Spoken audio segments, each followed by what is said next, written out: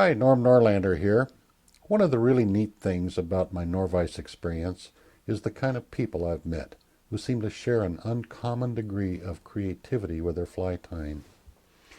One of the outstanding fly tyers I've come to know was a very talented 13-year-old Dominic Singh. He's created, amongst other things, something really special with this fly called the Blade Runner.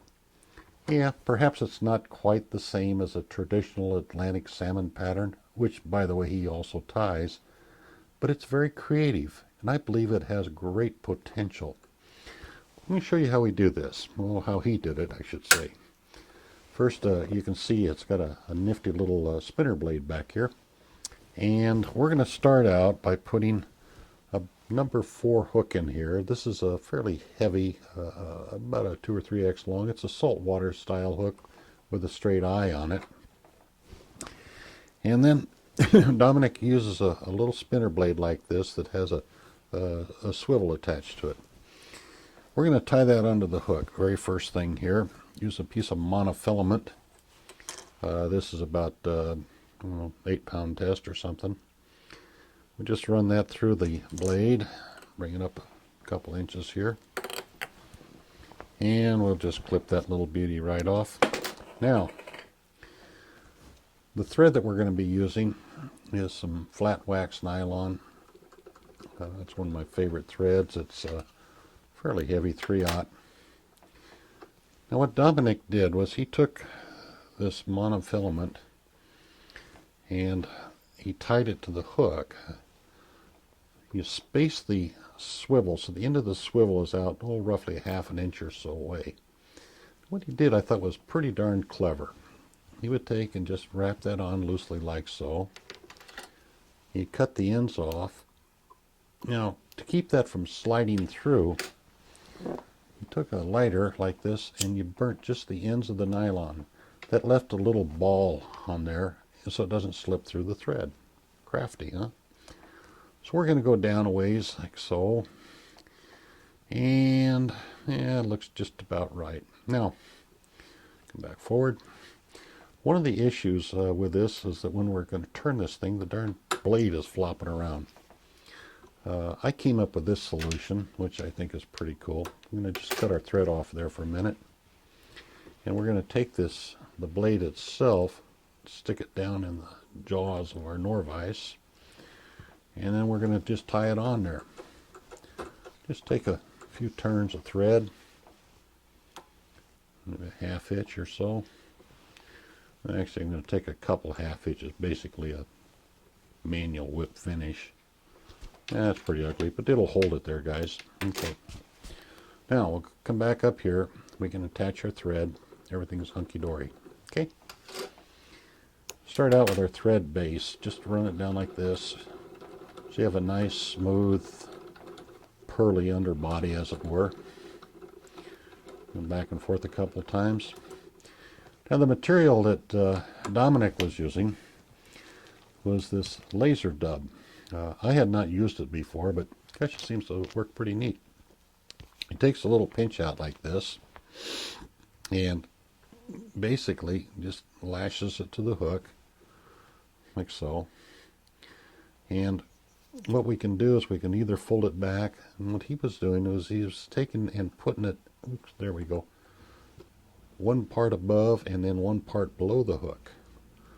This would fill out the body. Okay, you get that? So go forward a little bit, take another little patch like this, and again some above and some below. Now when we got through it, made a pretty good looking profile. Turn that, yeah, that looks about right. Okay. And one last little clump up here. Now this one we're going to leave most of it up above. This will be kind of like the wing, as it were. Here, that's plenty of stuff there. Okay. All right, let's roll in a half inch. Now, you want this wing or this material to end just shy of the front end of that swivel. And you just simply pull it off of here like so. That's about all there is to it. I thought it was pretty crafty. Okay. The fun part was he colored this thing up, and believe me, he's a lot better at it than I am. I'm going to put in a little red spot here to represent, you might say, the gills. And let me kind of on the bottom here, like so. And start out with maybe a green marker, and most of this was going to be colored on the top. Okay, but you can get a little bit down there, it's okay, it's not going to hurt much. And into a darker color, like so, blue or purple.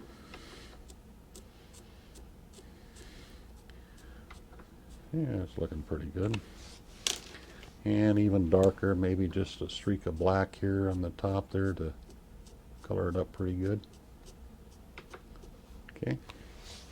I got a little bit of excess material on the bottom, and you can reach in and just kind of thin it out a bit with your scissors. It seems to taper itself out pretty good. I think that's going to be not too bad. Okay. Next step is we're going to take our working thread and go over this just a little bit, like so. Now, Dominic used super glue to attach the eyes to this little beauty. I tried it, and all I did was attach my fingers to the darn thing. I can put a little bit more thread on there. Yeah, it looks about right. Okay. So we'll take a few turns here and kind of finish it off, as it were. So we clip that off of there. What I tried and seemed to work pretty good is I'm using one of these UV curing adhesives. This is put a little dot of it up there. Lock the vise in so it's horizontal. That's pretty cool to have those lock points on your Norvise. Let me take one of these eyes. There you go. These little rascals right here. I'm going to place that right on top of that little puddle of UV. Oops. Here we get that so it's pretty well where I think I want it. Push that around. It says, yeah, hey, that's not bad, Norm.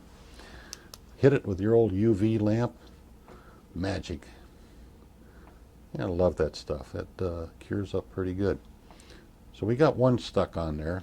Now we turn this over so it's 100 degrees off, 180 degrees off. Do the other side the same way. Put a little dab of Dooya on there. And then we get our... Sorry this is off camera here, but I'm just trying to pick the eye off the sheet. And we're going to position that one on there. Pretty much the same. You push it around delicately. That's kind of fun, you know, mess with these things. I'm not sure the fish really care that much, but we do. Okay. Now that sticks those eyes on there pretty neat, guys.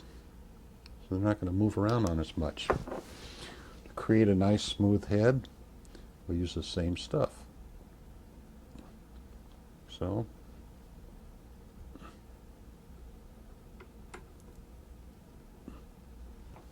now one of the beauties again of your Norvise is you're going to take this, you can work this down, use your bodkin here, so you fill in the cracks.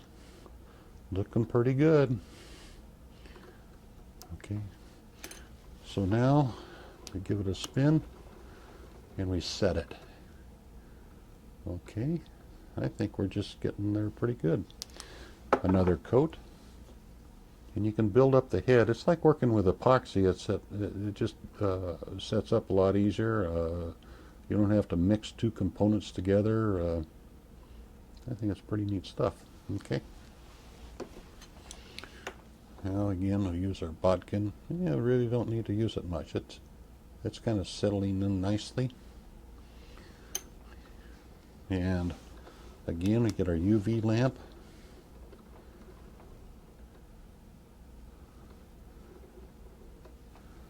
Now, kids, I think that's not too bad. All we have to do is cut our blade loose, and there you go, guys.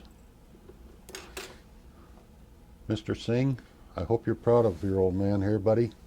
Thanks. Appreciate you, Dominic.